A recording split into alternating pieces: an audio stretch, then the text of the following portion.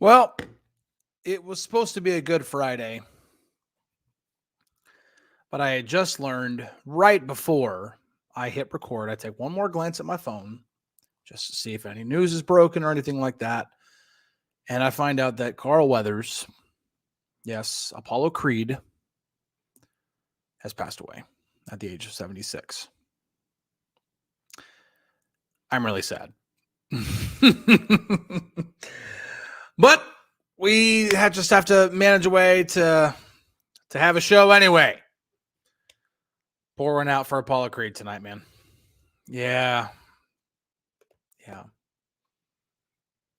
Chubbs, too, from Happy Gilmore. Yeah.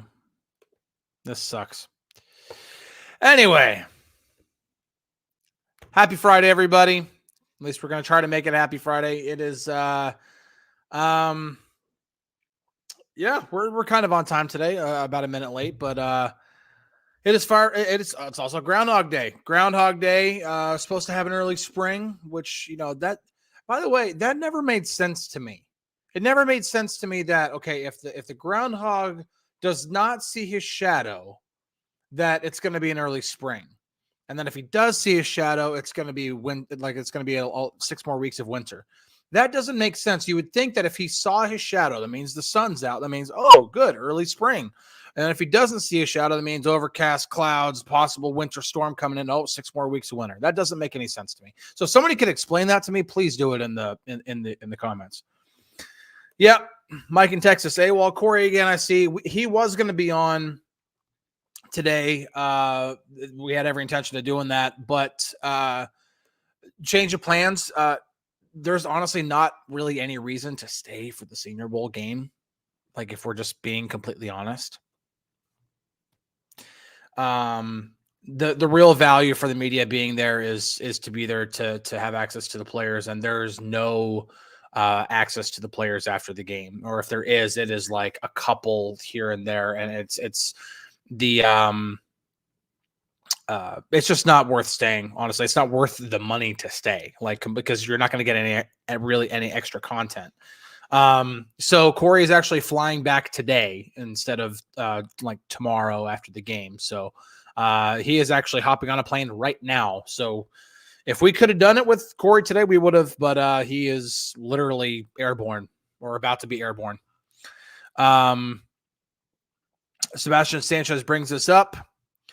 Says, love you, Chris. Great show. Appreciate it very much. It says, do we expect a Smith's press conference next week? I would assume so. The official, or the signing is now official. The Steelers announced it, I don't think even 30 minutes ago. Officially announced. It's done. Ironclad. Pen has been put to paper. Arthur Smith is officially the offensive coordinator of the Steelers.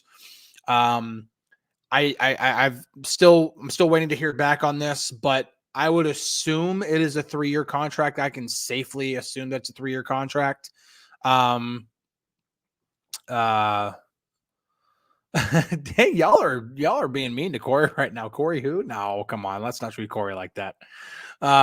He's doing work, man. He's doing work. It'd be just the opposite if I were at the Senior Bowl and he were doing the show every day. But the Steelers typically give 3-year contracts to coordinators. I know that Terrell Austin only received a 2-year contract, which is why I think that's noteworthy, because that does break a bit of a precedence when it comes to coordinators, because they typically get 3-year contracts with the Steelers. So I'm going to go ahead and say, even though Terrell Austin got a 2-year contract, I'm going to safely bet that this is a 3-year contract. So Ryan says no res Corey. Yeah, no res at all because he ain't here. But he's done a lot of work. Listen, Friday Insider is up on the site. I've got some tidbits on the initial impact of the news of Arthur Smith being hired as offensive coordinator, not only how the offensive staff kind of reacted to that, but also we already kind of know like one coach who's gonna stay on. And then obviously the rest of the dominoes will fall eventually. I don't expect a complete overhaul of the offensive staff, but I have some stuff in there. So go read it. It's on DK Pittsburgh Sports at the top of the site right now. And then Corey's got bullets and bullets of stuff from the Senior Bowl. So plenty of stuff to read there. John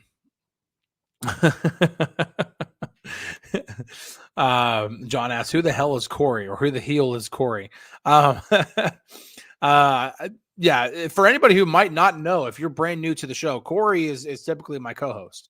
He has just been out a lot this week because I think he was only able to join 1 day this week because he was at he was either traveling to Mobile for the Senior Bowl, or he was at practices for the Senior Bowl, or now he's traveling back from the Senior Bowl. So he's just been, we haven't been able to, we weren't able to work out like a later time or anything like that. And thankfully we were able to get, oh dang, Rick's bringing this into bringing the wrestling terms in. Corey heel and Chris face. I wouldn't be a good heel. I don't think I would. Corey Allen though. I don't know. I do have a bit of a mean streak though. You get on my bad side, I can be pretty heelish.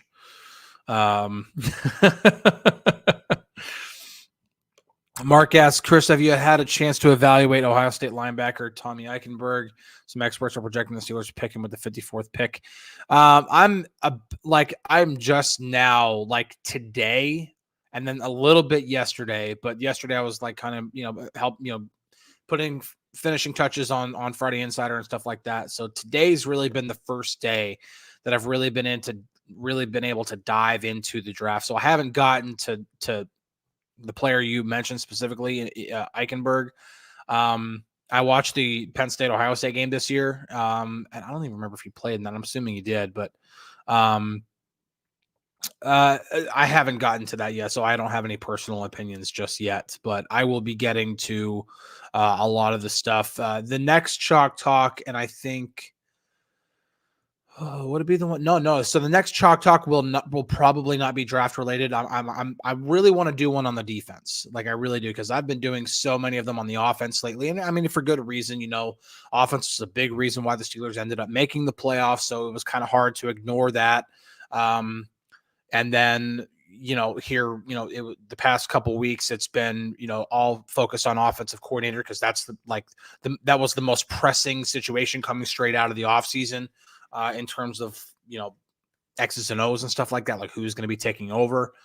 So the past two have been dedicated to that. I really want to take a week to dedicate something to the defense, because there's just been so much offense lately. And I am more of an offensive-minded person, but I still want to focus on the defense. But then after that, following the Super Bowl, it's going to be all draft stuff. So, Mark asks, any chance the Steelers have a crack at Jeremiah Trotter in the draft? I mean, I have a chance at anybody, I guess. I don't know. I really don't want to speak too far into the draft just yet, because I'm personally not there yet. I'm kind of slow. I guess I still am a bit of a beat reporter in that way. Obviously, I'm not a reporter. I'm not there every day, on the South Side,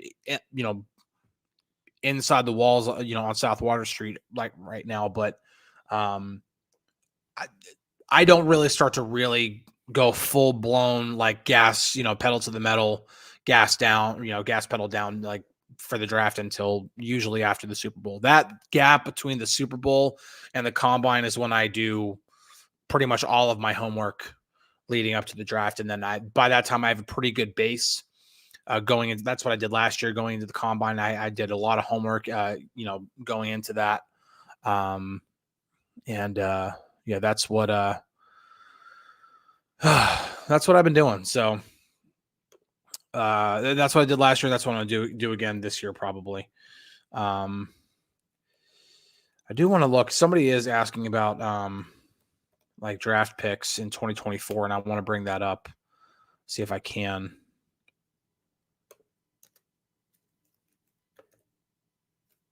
Let's see here. I don't want there to be too much dead air. Let's see. Somebody is bringing that up. I don't think it's going to be a fit. I don't think you're going to have anything exact until just so I can bring that up real quick. Steeler Girls asking how many draft picks do the Steelers has of now? I don't know the exact positions, but right now they have first round pick, second round pick, third round pick, fourth round pick from the Rams, their own fourth round pick, sixth and seventh. So 7 picks. They do not have a fifth round pick. I believe that was into trade with the Rams. I think they gave away the fifth round pick to get a fourth round pick. I think that's what the way it happened. So they have 7 picks as of right now. Let's see. Mike in Texas asks, Chris, do you and or Corey offer your mock drafts? Well, I did a couple of them. I might be breaking up a little bit, and if I am, I'm sorry. I just saw a little thing pop up. My computer's running really slow right now for whatever reason. That might be the reason why. Yeah, Mark says Dotson trade. Yeah, it was like either Dotson trade or the Allen Robinson trade. There were some draft picks in there somewhere. Let's see. Let's see here. Somebody asked a question now. Oh yeah, mock drafts. I did 3 last year. I think I did 3 or 4. I can't remember. I'll do more mock drafts. I think Corey did one too. Did one or two of them. I will do more this year. That's typically after the combine. Maybe I do. No, maybe I did one right after the Senior Bowl. I can't remember. Honestly, I really can't remember. So I might do one here, like maybe after the Senior Bowl or the Super Bowl or something like that. I think I did one after the Senior Bowl. I think that was my first one. And I think I had the Steelers taking Joey Porter Jr. in the first round. Right player, wrong around there. But yeah, let's see. But no, I will be doing mock drafts. I think Corey will too. I don't want to, we haven't gotten like knee deep into like the exact stuff that we're going to do for draft, but that's obviously coming up because the draft is obviously a big thing leading into the combine. That's going to be a big thing. Combine is a big event. I'm a little jealous of Corey because he gets to go to Indy to do that. Indy's a fun town. Covering the combine last year was a blast. Not just being in Indy, but everything that's going on there, running into the people that you run into, getting to talk to people, getting to know, what the organization is thinking, heading into it kind of still in the early stages of draft prep at that point. But the combine is a lot of fun. I had a lot of fun covering it last year. But Corey's going to have fun this year. William says DK needs a fantasy league. I don't know, man. I don't know. Maybe we'll put something together. I don't know. I cannot make any promises with that. I did not have a great draft, a great fantasy year. My league, I didn't do well. I barely missed the playoffs, but typically in that league, I'm making the playoffs every year. Actually, typically that league, I usually make it to the championship and lose. That's just been that's what I've done more than anything else. I've done that in more seasons than anything else, than winning the championship, than making the playoffs, first round exit or anything like that. I typically make it to the championship game and then lose. I've won a couple of I've won a couple championships, but it's just funny how that happens. Yeah, Teresa does make a good point here. Any mocks before the combine have a short shelf life. They really do. I think really the biggest reason why because I'm trying to get my brain to remember all the way back to a year ago. I think the positives in doing a mock draft before the combine, or at least post Senior Bowl, is you get a bit of an idea of how certain players are trending after the Senior Bowl. For example, Jackson Powers Johnson is going to be trending up. He's going to move up in a lot of people's mock drafts and a lot of people's draft boards right now. He just is. I think if you looked on Pro Football Focus's mock draft simulator like a week ago, he was like in the 50 or 60 range on their big board. I think he's now in the 20s. So really good question here from Darren. Love to address this kind of stuff. Chris, at the combine, are you a numbers guy or pass the eye test guy? For me, it is a bit more numbers because that's kind of what they're there for. You're trying to see, okay, it's not just about the 40-yard dash. It's about, how long how long their arms are if it's cornerback. Like when Joey Porter Jr. had his arm measured and he has the official measurement of having these long freaking arms. You're like, wow, that dude's got insane length for like those kind of things, I think kind of stand out. But the biggest thing that I stressed at last year's combine, and I'm going to stress going into this year's combine, even though I'm not going to be the one covering it, I'm still going to stress it to anybody who wants to talk about the combine, is that all the homework on these guys has already been done. The biggest thing that that teams are going to the combine to see is to make sure that everything that they saw while they were doing their homework is confirmed. And then obviously sit down with the guy if you have a formal meeting, or even if you have an informal meeting. But if you have a formal meeting with the player, you get a real up close look. You get to talk to the guy. You get to get to know him a little bit better, maybe more so than what happened whenever a scout went to go watch a player, or compared to an informal meeting, or if you ran into that guy at the Senior Bowl, because every team talks to every player at the Senior Bowl. It's like speed dating at the Senior Bowl. I mean, that's just kind of what it is. But you get 10 seconds with a guy. You're like, oh, I want more. I want to know more. And so maybe at the combine you set up a formal meeting.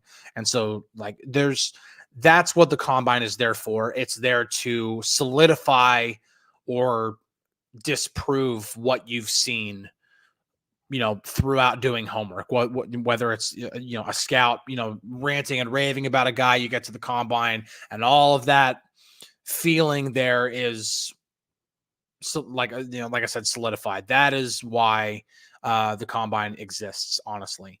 You get you get official measurements, you get official times on 40-yard dash and all the shuttles and bench press and all that kind of stuff, but it's there so that teams can pretty much make sure, like, okay, we already know we like this player, but now we get an up close look. You'll see some of the Steelers coaches actually on the field with the drills. And so they get a really up and close look of how do they react to certain coaching, even if it's just in an individual drill, it's not anything team oriented or anything like that. But sometimes you get a little bit of a taste into, okay, what do they do whenever they're getting just a little bit of coaching? How do they react? Are they kind of like a silent guy who doesn't really want to listen or doesn't acknowledge anything else? Or are they like, yes, sir. And then they heed whatever they're being told. And then they go off and they apply that to the next time they run the drill. Those are the kind of stuff that they will look for. But again, it's all there to confirm what they've already seen on tape or what they've seen in person. So that is what the combine's for. Darren says perfect answer. Last year at inside linebacker was Drew Sanders versus Jack Campbell all the way. And listen, those were two guys who were very popular at the combine. Very, very popular at the combine. Let's see. Rick says, Powers couldn't even remember who he talked to with the Steelers. That's just that vibe was great. Yeah, it really is like a speed dating thing. I mean, there's so many players there and there's such little time. It's kind of the same thing with the media. So the media, like even whenever they bring players to podiums, they've got, it's a lot like the combine in that way. They've got podiums all set up. And so like all at the same time, like 10 players all go at one time. Well, obviously you can't talk to 10 guys at one time. You can't talk to 2 guys at one time. So you've got to really pick and choose. Okay, out of this 10, who do I really want to try to get a minute of here or 30 seconds of there or 2 minutes of there, just so I can try to get something from as many players as possible. It's impossible to get everything. It's a lot like that for the organizations. The meetings there are not formal. They don't have a lot of those, let's go out to dinner, let's wine and dine you. It's not anything like that. That's where you have formal meetings at the combine, take players out to dinner during pro days, stuff like that. That combine and pro days are well more for really getting to know the player beyond the football field. Randy says character and team presence is most important. Combine is overrated but entertaining. I would say when you say overrated in terms of, oh, that guy ran a 4.47 40. Yeah, that part is definitely overrated for sure. But as to your point, also character and team presence, That part is very important at the combine. You got to have your guys there. Mike Tomlin's there. Omar Khan's there. Just about every position coach, I think, is there. Scouts are there. Like everybody from the team is there, right? Everybody's going to be there. Some guys are going to meet informally. Like certain position coaches will meet informally with certain players. Maybe it's a cornerback that they really liked, but they don't really, have the time that particular day to have a formal meeting. So they'll send Grady Brown, like, hey, Grady Brown, can you go talk to this guy? This guy's been really, ranted and raved by, this scout or this scout. Can you go talk to him? And then get your impression of him? Or, certain outside linebacker, they'll have Denzel Martin go and talk to him. It's just that's a Rick says overrated in terms of ... Please get me Puka Nacua. Yeah, that would be a very, very good get for the Steelers in the draft or free agency. If they can get themselves a receiver that can produce as a pass catcher, but can also every now and then just stick his nose in the C gap and throw a block, that will do wonders for this offense, especially in Arthur Smith's offense, because that will help them be able to run the ball out of 11 personnel, which they won't be in 11 personnel nearly as often under Arthur Smith as they were under Matt Canada. But when they are in 11 personnel, they will have that third receiver that can do that. Allen Robinson did that for the Steelers, and he did that quite well. It's just he didn't have the pass catching production to go along with it. But he was that guy. They would run Steelers multiple times, sometimes even multiple times a game, would run like a dual power where the tackle pulls. And then Allen Robinson is also going right there in that same gap to pull like alongside the guard or the tackle, whoever it's pulling. And then he goes and gets his guy in that gap too. Like you don't ask a lot of receivers to stick their nose in the C gap and to throw a block. That's not normal. Ask George Pickens to do that. Ask Deontay Johnson to do that. You're not going to get the same results. George Pickens can be a good blocking receiver, but it's a lot different when you're asking him to be a blocker on the outside than it is like, hey, can you pull alongside a guard and throw a block in the C gap? That's different. Yeah, Pittsburgh Toddy. I opened the show with that. I just found out like 5 minutes before I was literally getting like the microphone and everything set up. And I just checked my phone one last time, just looking. I see the alert. Carl Weathers passed away at 76. It sucks, man. Might have to watch Rocky tonight now. But I got my wife on board to watch Groundhog Day tonight, so I might have to do that anyway. Hodge 3115 DK says Steelers have no update on Holcomb. At the moment, if it was an ACL, might be out until October, November.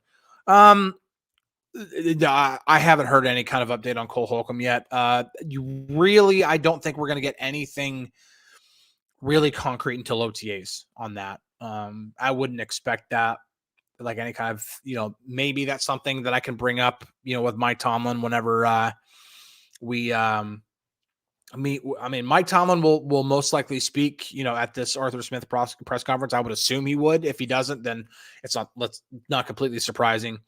But the next time that I know for sure Mike Tomlin will speak, or I won't say the next time, but another time that Mike Tomlin will definitely speak will be at the owners' meetings in Orlando. Those are March 24th through 27th.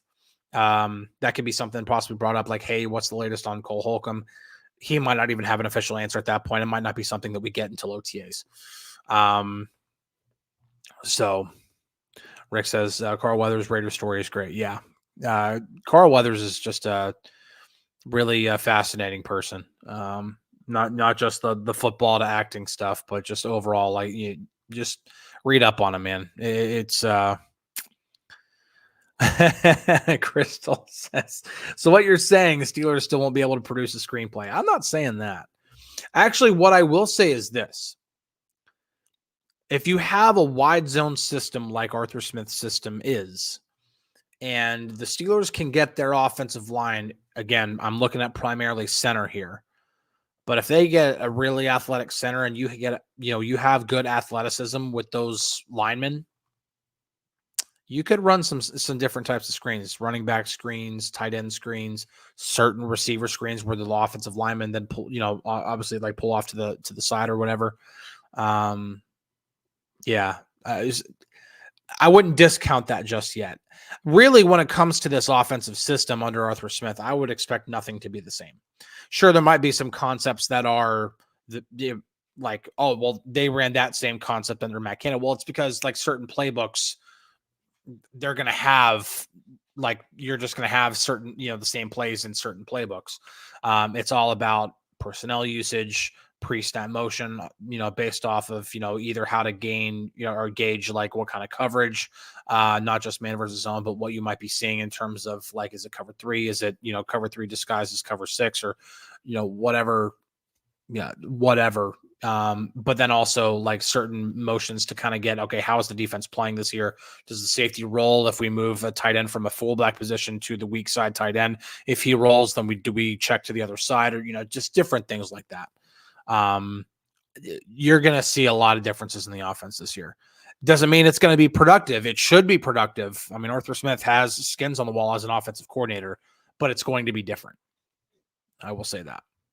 I mean, just personnel usage alone, Arthur Smith's offenses in Tennessee, I think in 2019, they used 11 personnel 50% of the time. That's not a lot. The Steelers were, I think, 6th in the NFL in 11 personnel usage this past season, and they used it like 75 or 76% of the time, like overall throughout the course of the season. Like they used 11 personnel a lot. The Rams led the league far and away. They used it like over 94% of the time. But the Rams also have a really cool system of where they try to make every single one of their plays look the same, like pre-snap. I think that's a really brilliant idea, actually. That's just Sean McVay's offense. Sean McVay's a good coach. Rick says, Chubbs, it's all in the hips, man. I'm sad. I really am sad. That sucks. Rick asks, Smith will want a fullback, right? I mean, possibly. Maybe they turn Connor Hayward into a fullback. Maybe they do just go out and get one. I'm not exactly sure. You would think they would. They use one in Tennessee. But yeah, it's interesting. Mark says, I was watching some Atlanta film on Smith's sail route concepts. That looked intriguing. Well, I mean, Arthur Smith has got some really, really cool, some really good stuff out of play action. I mean, they use play action quite a bit. The Titans led the league in play action percentage in 2020. And so there will be more play action and play action from under center. That's a good thing in today's NFL, for sure. For a lot of people who are wondering, oh, well, Arthur Smith's system was good in 2019, 2020. Well, that was a long time ago. Yeah, but under center play action will work in today's NFL, especially in early downs. It's almost like a cheat code. Almost. Yeah, yeah. Darren says, be interesting to see which teacher's pet player Arthur Smith will bring in with him, his on-field coaching at camp. Any ideas? Taylor Lewin loves him. Yeah, I'm not too sure. A lot of that stuff is going to ultimately be decisions by Omar Khan and Andy Weidel when those guys are constructing the roster. I'm sure that Arthur Smith is going to have some opinions on like what type of players that they need for his system. The Steelers are probably going to already kind of know a little bit about that just based off of the interview process and knowing, his system for what they can see, going into that interview or coming out of that interview. They know, okay, well, if they're going to run the wide zone system like Arthur Smith has ran before, they're going to need to upgrade center. That to me is kind of a given. And how they handle, other shaping of personnel on the offensive side. I think, that ultimately will come down to Omar Khan and Andy Weidel. But sure, Arthur Smith will have, he can make recommendations. It's the same thing when it comes to the coaching staff hires. Arthur Smith can absolutely make suggestions. I really liked this guy when I worked with him in Atlanta or Tennessee or whatever. But ultimately, those are Mike Tomlin decisions. Ultimately.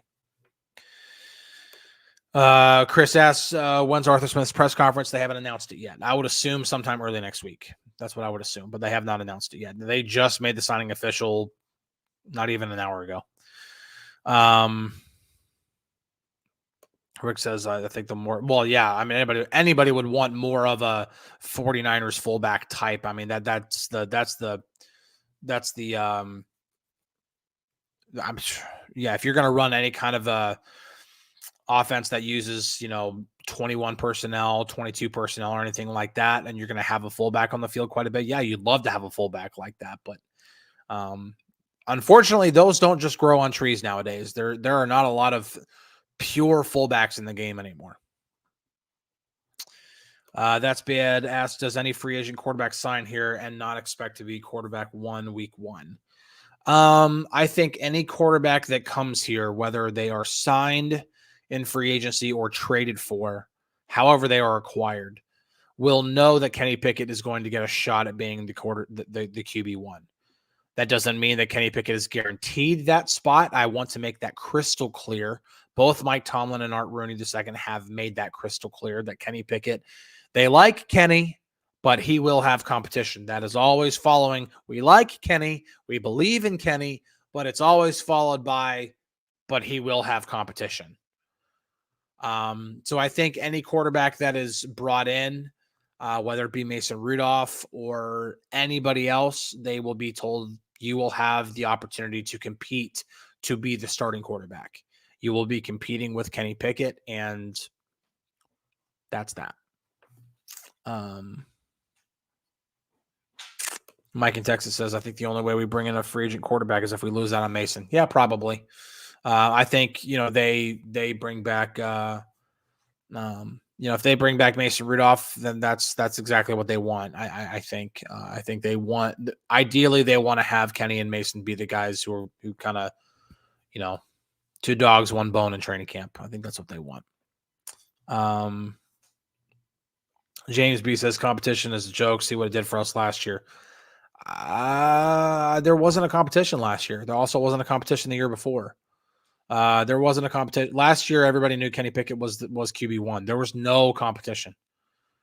That Mitch Trubisky and Mason Rudolph knew they had no chance of becoming starting quarterback coming out of training camp. And the year before, just because they said, oh yeah, Kenny can compete to get to QB2, or Mason Rudolph has a chance, or there's competition, Mitch Trubisky.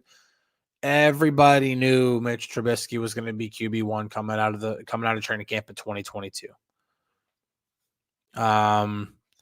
Frank says that's what they said last year and this year. Dude, I'm telling you right now, I don't care what they said. I'm telling you what's actually happening. There was no competition the past 2 seasons at training camp. None. No competition. They can say whatever they want to say. There was no competition. Anybody who knows anything about covering that team, I don't know who all was saying it, if the people with the team were saying it, anything like that, but anybody who has their finger on the pulse of that team knew coming out of 2022 that Mitch Trubisky was going to be the QB1. When he was announced to be the official starter in week 1 of 2022, my face went, oh, I had no idea. Like, of course I knew he was going to be the starting quarterback. And then last year, we knew that Kenny was the QB1. He had earned the starting job over Mitch Trubisky based off of what happened in 2022. There was no competition. There is now every reason to be for there to be a competition, because Kenny has not proven himself in 2 seasons.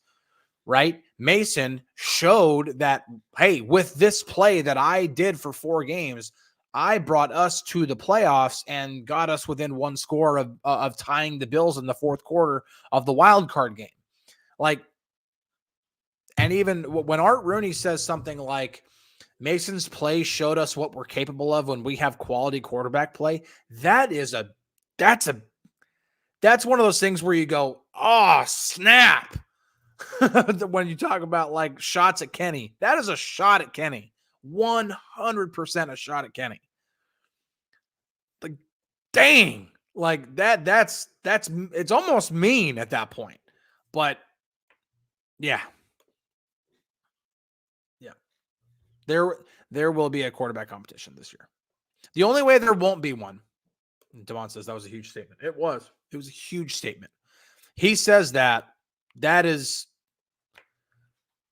I mean, he didn't say it with like, where you have the meme come over and the sunglasses come up on and the cigarette in the mouth, and or you get the Obama like mic drop gif or anything like that.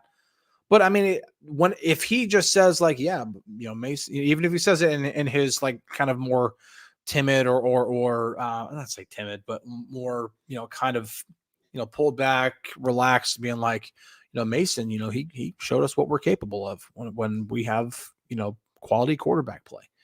Like, even if he doesn't say it in like all snap day, anything like that, it's still like you read the words. One thing that I teach my kids, like being a parent, I always teach my kids, your words matter. If my kids get into a fight and they say, "Oh, you're not my brother anymore," I'm like, I pull my daughter aside and be like, "Listen, I understand your brother is being a pain in the butt right now, and I'll get to him in a second. But you can't say that to him because your words mean something. If you tell your brother that you don't want him to be your brother anymore, that he has every right to take that personally and to be like, hey, like that's mean. Like I'm mad at you right now, but I still want you to be my sister. You should still want him to be your brother. And, your words mean something. So it doesn't matter how he said it. The fact is that he said those words. Art Rooney said those words. That means something. 100% that means something. This is a good comment to end the show on. William said you should get Dolly to get you one of those modes, but with Corey. Get the little Corey peeking over.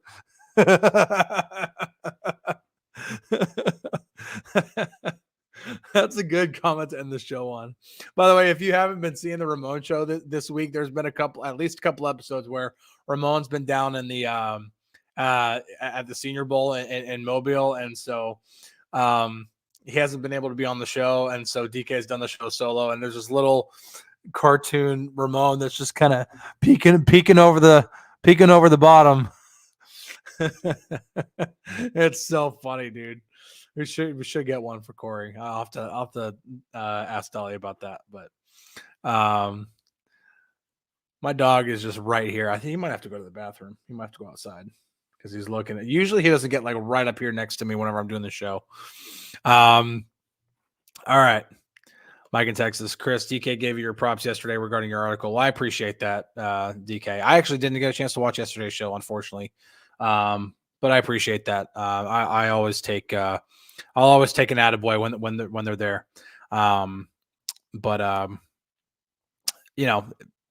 Anything that I do doesn't matter the work. I always want to try to do my best, and I can always get better. So, and I appreciate all the positive comments. And listen, like I just want, like, the main thing that I wanted to do as soon as I was actually in the middle of writing the Chalk Talk. I was in the middle of the Arthur Smith section because he was going to be one of the three guys, because there were three formal candidates that we hadn't talked about by that point. And so I'm like, okay, well, I'm going to do the same Chalk Talk that I did the week before when I talked about, Clint Kubiak, who, by the way, will be the offensive coordinator of the Saints now, Zach Robinson, and Cliff Kingsbury, who will now be OC and with the Raiders. And I was going to do the same thing, but with Arthur Smith, Gerard Johnson, and Thomas Brown. So I was going to do that. I was in the middle of the Arthur Smith section. Hadn't touched the other two guys yet whenever the news broke of Arthur Smith being hired. I was like, oh, well, scrap the other two guys. Now it's going to be all Arthur Smith. And I just Bruce Almighty'd my way to 2,900 words of that. So appreciate anybody who read that. If you haven't read it, it's still up on the site. 2,900 words on Arthur Smith's system. A lot of tidbits from his time with the Titans, but some from Atlanta. But thank you guys for tuning in. I appreciate it. I'm going to go ahead and wrap this up. I'm going to let my dog outside real quick in case he's got to go to the bathroom before I go get my kids from school. It was kids' 100th day of school this year, or for the school year. So it was funny for that. Like, my daughter ended up wearing like old lady, because they dress up like an old person. So my wife got her like a wig, and she was wearing glasses and like, with this like inflatable cane and everything like that. So it was cute. It was funny. Loves these poor kids. Yeah, man. It's this house can be a bit of a two young kids is a fun time, man. It's a fun time. All right, everybody. Thank you for tuning in. Appreciate it. Like, subscribe, share with a friend. Anything that you can do to help the channel grow, help the show grow. Really appreciate it. Just cannot say thank you enough. Guys, have a great weekend. We will be back Monday. I would assume Corey's going to be here, unless for whatever reason the press conference is like right at the same time that we do the show. Whatever, but we'll figure it out. But Corey will be on the show again. I promise. He hasn't been fired from the show or anything like that. So, thank you guys for tuning in. Appreciate it. Have a good weekend. Catch you guys on the flippity flip. Peace out.